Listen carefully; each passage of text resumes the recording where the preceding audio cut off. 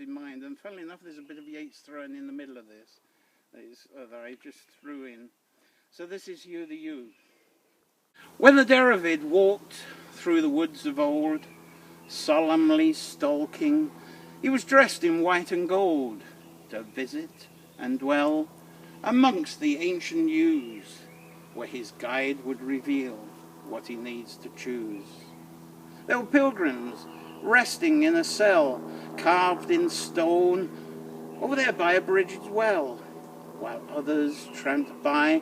They were going to the fair and joking about the mirth and all the haggling they'll be doing there.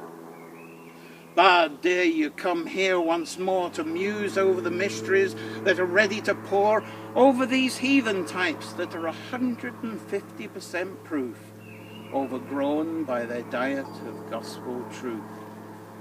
Be of healthy service, there's much for us to do, to loosen the chains of this so-called deadly yew. Haul them away, create happier years that topple old-time rungs that breed our fears of being close and connected to love and light that overwhelms the reign of sin and night. For out of darkness, emptiness and woe, let's incubate happiness to share with all we know. Bard, dare to be called to what is here to view within this very intriguing tree that renews its monster trunk with giant limbs and boughs and intersecting roots where the spirit flows. The yew is said to reign through the midnight calm over the bodies of those that we choose to embalm. Unknown to us, it feeds the seeds that gave us birth from an alchemy of love, light and dust from this earth. The yews that for so long have been spared, gracing hallowed spaces where treading is dared. When lightnings flash, we fear tempests rage, but we do not harm them, we just let them age. With stern reluctance, the yews have often spoke, quivering their arms before a woodman's stroke, inducing an undefined fear of their consecrated ground. The woodmen feel empowered to erect fences around. For many years, I've measured the endless steps I tread through ancient mounds where many sleeping heads that paid the debt of forcing nature into dead-end hollows until their lives passed away from the somber shadows. It's here the young, the old, the rich, the poor, our friends and any foes, they all use the same door. The servants with their masters, they all together lay. The worms must feed on all of us one day. When we are old and grey and full of sleep and nodding by the fire, take down this book and slowly read and dream of the soft look your eyes had once and of their shadows deep. How many loved your moments of glad grace and loved your beauty with love false or true? But one man loved the pilgrim soul in you and loved the sorrows of your changing face.